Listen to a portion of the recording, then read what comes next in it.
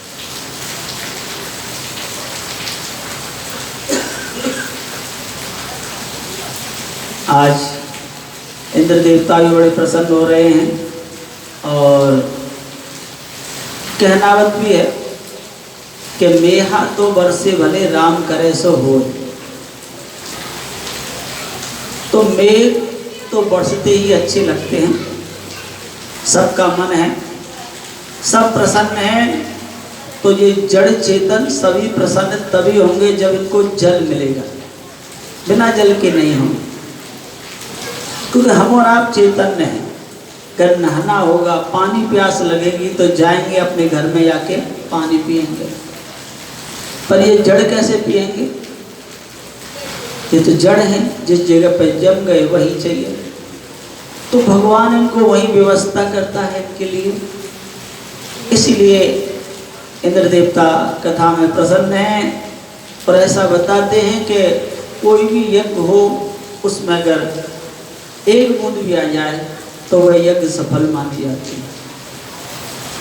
हम पर तो भगवान की बड़ी कृपा है, खूब अच्छी बारिश हो रही है और सबकी इच्छा भी है और होनी भी चाहिए, क्योंकि जमीन के अंदर पानी है नहीं, धीरे धीरे धीरे धीरे कम होता जा रहा है।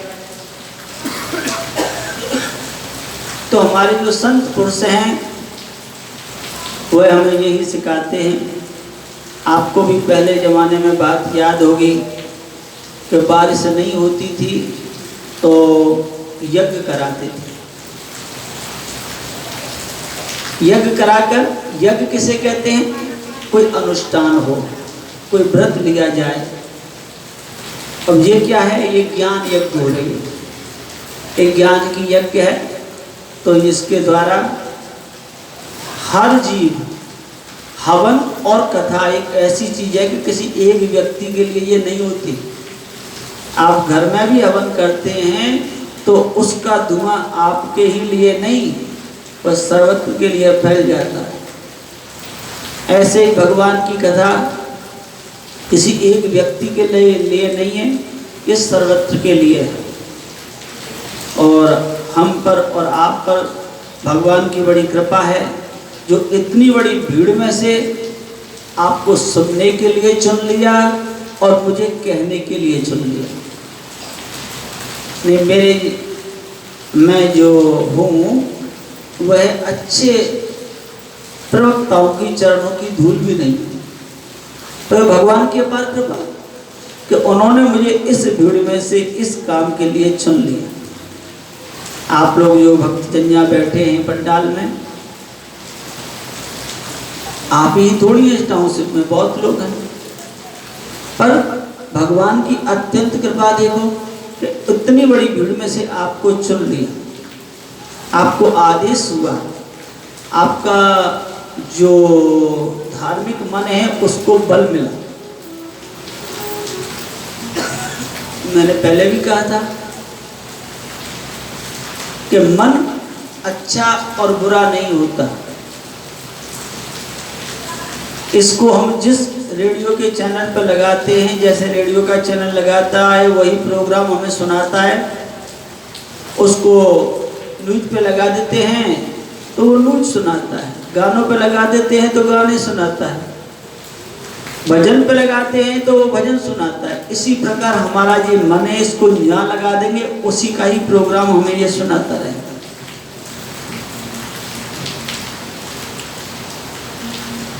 पर उसके लिए दृढ़ विश्वास चाहिए। अब अरे साहब आज तो बरसात हो गई, छोड़, तो उसमें छोड़ने वाली बात नहीं चलेगी। आज तो बहुत गर्मी है, छोड़ो। आज तो कोई घर पर दोस्त आ गया, छोड़ो। तो फिर जब तक व्यक्ति में दृढ़ता नहीं है तब तक वो इस गंगा में नहीं गोता लगा सकता। दृढ़ता होना जरूरी है। कबीर जी हुए, आपने सुना होगा, बड़े अच्छे संत हुए कबीर जी। उनको कोई कोई तो भक्त प्रहलाद जी का भी अवतार कहता है। वह राम राम राम राम जपते थे।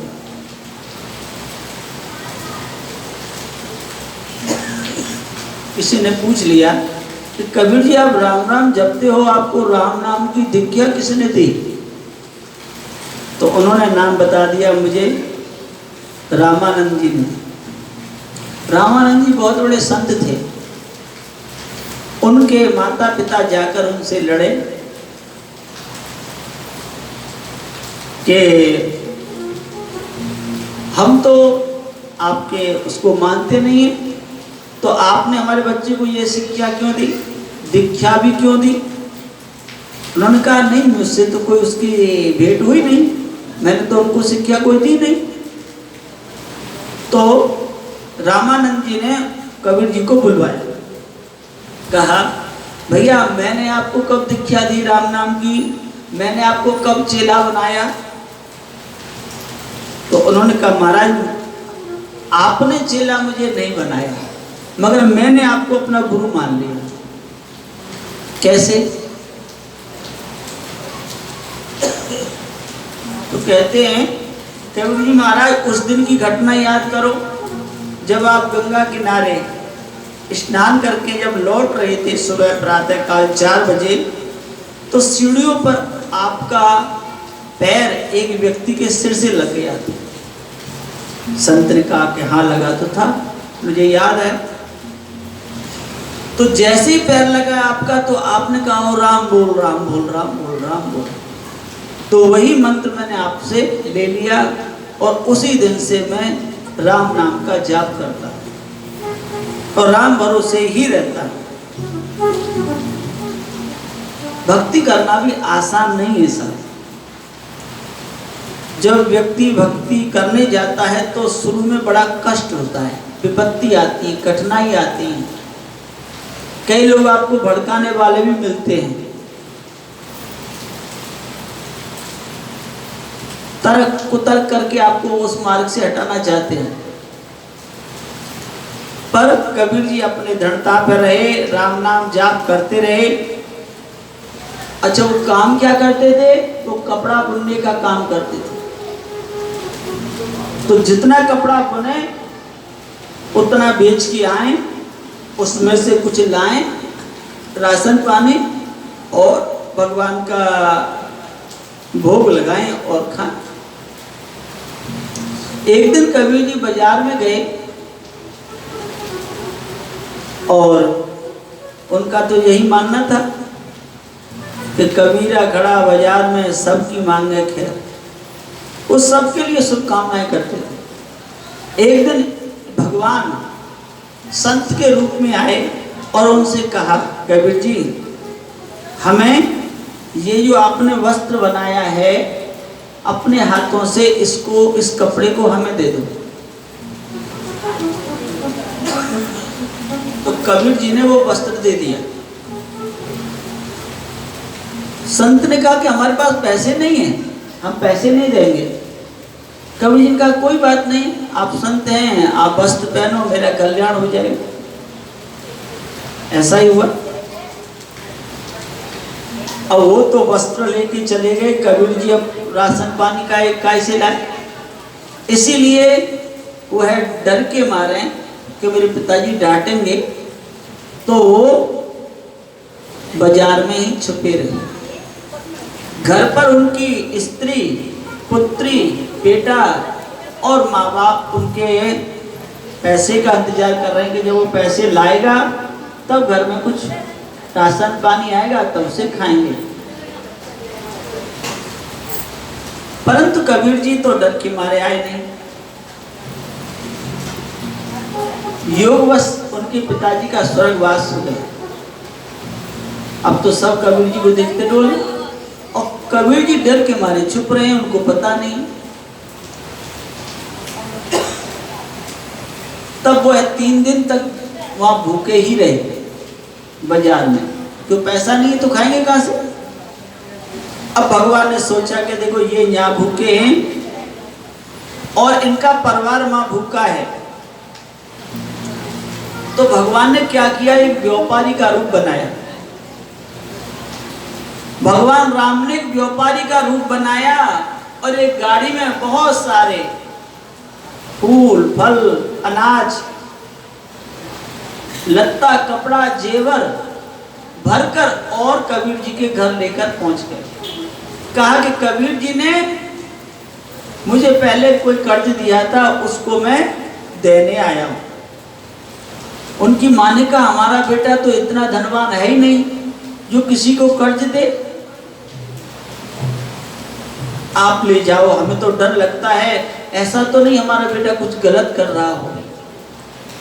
भगवान का नहीं, आपका बेटा कुछ गलत नहीं कर रहा है, उन्होंने मुझे कम दिया था मगर मैंने व्यापार करके बहुत सारा कमा लिया, इसलिए मैं खुशी से देने आया हूं।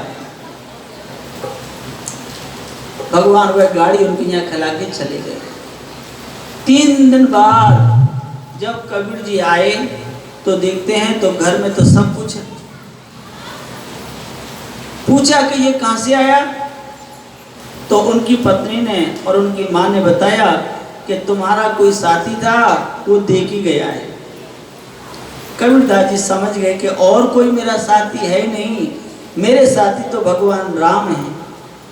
उन्होंने मुझे दुखी देखा इसलिए स्वयं दुखी हो गए और मेरा दुख दूर करने के लिए स्वयं गाड़ी चलाकर लाए और सामान मेरे घर डाले। अब तो कबीर जी ने निश्चय कर लिया कि ये सब मेरा नहीं है, ये सब भगवान का है और भगवान सबके हैं, इसलिए उन्होंने सारा धन लत्ता कपड़ा जेवर सब पब्लिक में बांटना शुरू किया। पर भगवान का धन थोड़ा तो था नहीं, पूरा था, इसलिए सबको बांटना शुरू किया और खूब बांटा सबके लिए। और सब जब सामान बट गया तो बाद में कुछ लोग जो बाहर से आए थे उन्होंने कहा कबीर जी हम तो रह गए, हमें तो कुछ मिला नहीं। कबीर जी कहते हैं भैया मेरे पास जो था वो मैंने सब दे दिया। तो वो कहते हैं क्यों कबीर जी आप झूठ बोल रहे हो, आप तो बहुत बड़े सेठ हैं, आप तो बहुत बड़े सेठ हैं, आप तो बहुत बड़े धनवान हैं, आप हमें भी कुछ दो। सारे लोग उनके पीछे पड़ गए, अब उनके पास हो तो कुछ दे। फिर कबीर जी वहां से चुपचाप निकलकर और एक दूसरी गली में जाकर छुप गए। भगवान ने देखा मेरे भक्त के यहाँ इतनी भीड़ लगी है और सब मांगने के लिए खड़े हैं और वो बेचारा शर्म के कारण जाके छुप गया है। तो फिर भगवान अब की बार भगवान कबीर जी का ही रूप धारण करके आए और उससे भी बड़ी गाड़ी लाए, उसमें पूरा सामान लाए और सबको बांटने लगे।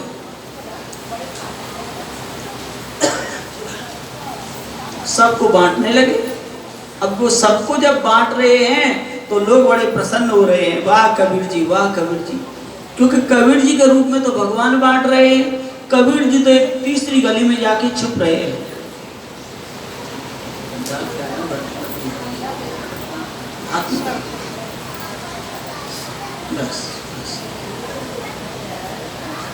तो कबीर जी तीसरी गली में जो छुपे हैं, क्यों 3 दिन से कुछ खाया नहीं, भूखे प्यासे हैं, तो किसी ने कहा भैया आपका मुंह ऐसा लग रहा है कि आपने 3 दिन से कुछ खाया नहीं, आप ऐसा करो जाओ उधर कबीर जी का घर है, वहां पर कबीर जी सबको बांट रहे हैं, सोना चांदी लत्ता कपड़ा खाना अनाज सबको दे रहे हैं। इतना उनकी गाड़ी में सामान है कि वो खत्म ही नहीं हो रहा है। कबीर जी कहते हैं कबीर तो मैं हूँ, वहां कौन है? दूर से झांक कर देखा तो देखा कि दूर से कबीर जी हैं। वो समझ गए मेरे रूप में मेरे राम आज भक्त की लाज बचाने आए। उनको बड़ा कष्ट हुआ, आंखों में आंसू आए और वह अपने घर के समीप आए तो भगवान ने देख लिया कि अब सचमुच के कबीर जी आ गए तो फिर मेरी पोल खुल जाएगी, इसलिए भगवान वहां से अंतर ध्यान हो गए।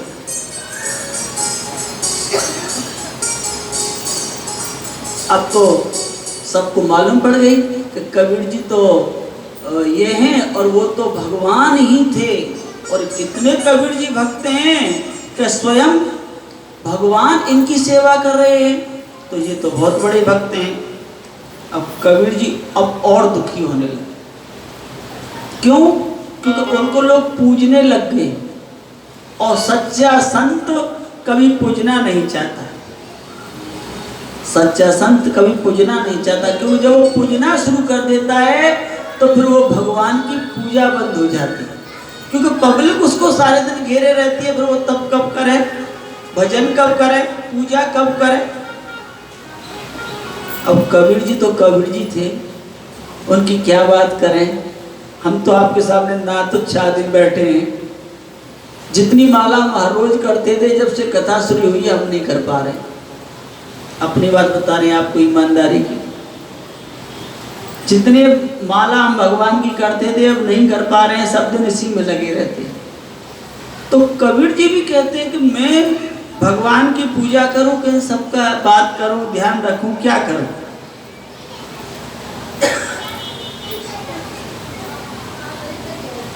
तो कबीर जी कहते हैं महाराज ये तो बड़े, मैं तो दुविधा में फंस गया, ये तो ऐसी जंजाल में फंस गया कि मेरे तरफ ऐसा लग रहा है कि ये विपत्तियों का सब जाल है, सागर आ गया है ये पब्लिक विपत्ति के रूप में, और मुझे आप दिखाई नहीं दे रहे।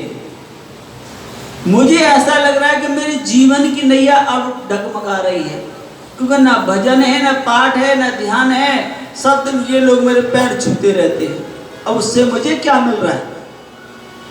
अब आप मेरी रक्षा करो महाराज, ऐसी कुछ कृपा करो कि ये लोग सब मुझसे नफरत करने लग जाए, ऐसी आप कृपा करो, क्योंकि ये भी सब आपने ही दिया है, तो ये सब मुझसे घृणा करें वो भी आपके ही द्वारा होगा।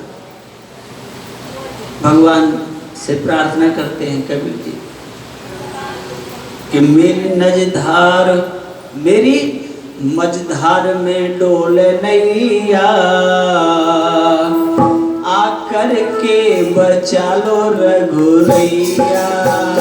मेरी मझधार में डोले नैया, आकर के बचा लो रघुरैया।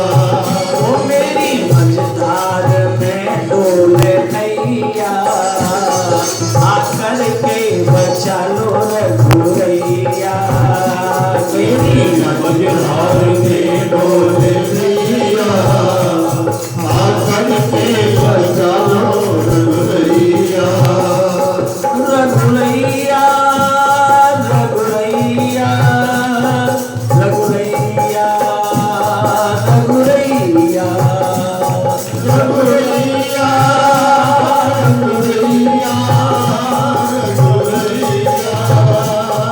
रघुरैया।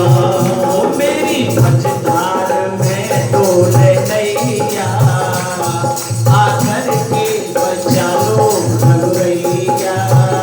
मेरी मझधार में डोले नैया, आकर के बचा लो रघुरैया। तो क्या कहते हैं कवि, चारों ओर बड़ा तूफान है, तेरे भक्तों की खतरे में जान है। चारों ओर बड़ा तूफान है, तेरे भक्तों की खतरे में जान है। चारों ओर बड़ा तूफान है, इस खतरे में भक्तों की जान है। चारों ओर बड़ा तूफान है, तेरे खतरे में भक्तों की जान है। तेजे दुखों की पुरवैया, आकर के बचा लो रघुरैया। है तेजे दुखों की पुरवैया, आकर के बचा लो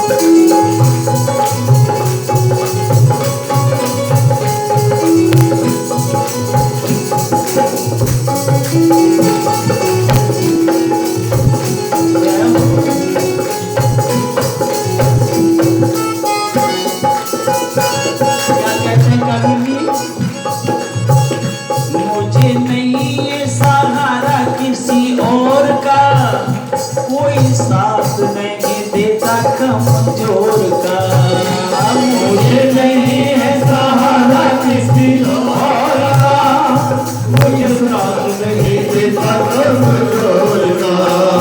वैसे तुम ही हो सबके रखवैया, आकर के बचा लो कन्हैया। तुम ही सबके रघुवैया, आकर के बचा लो कन्हैया। ओ रघुवैया रघुवैया रघुवैया रघुवैया। ओ रघुवैया, रघुवैया, रघुवैया, रघुवैया। मेरी मझधार में डोल नैया, आकर के बचा लो रघुवैया। मझधार के डोल नैया, आकर के बचा लो रघुवैया।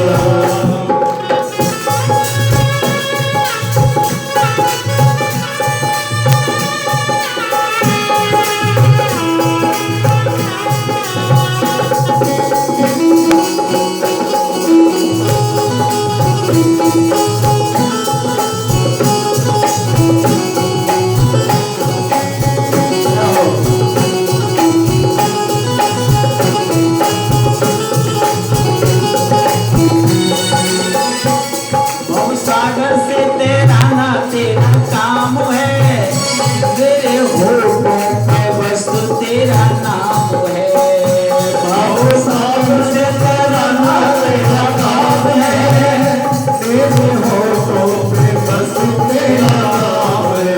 महाराज इस प्रशंसा में तो मैं डूब जाऊंगा, और ये प्रशंसा जो है फिर ये वासना जो आती है वो तो नरक की तरफ ले जाती है।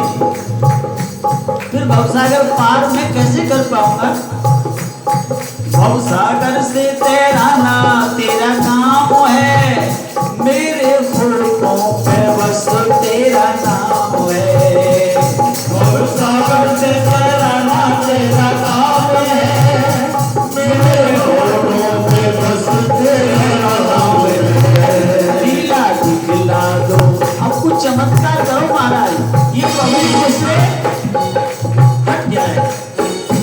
लीला दिखला दो ओ रघुवैया, आकर के बचा लो रघुवैया। लीला दिखला दो रघुवैया,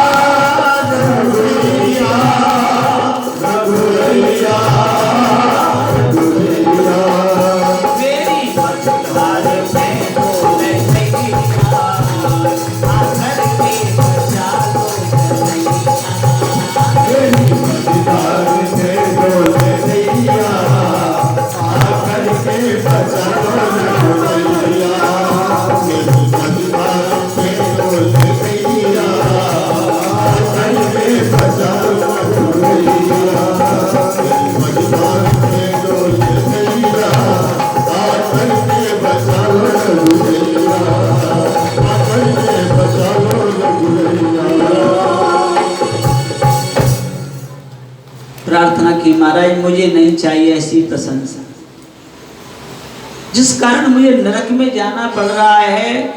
न जप है, न तप है, न पूजा है, न पाठ है। प्रार्थना की भगवान से। अब भगवान की ही प्रेरणा से कबीर जी ने क्या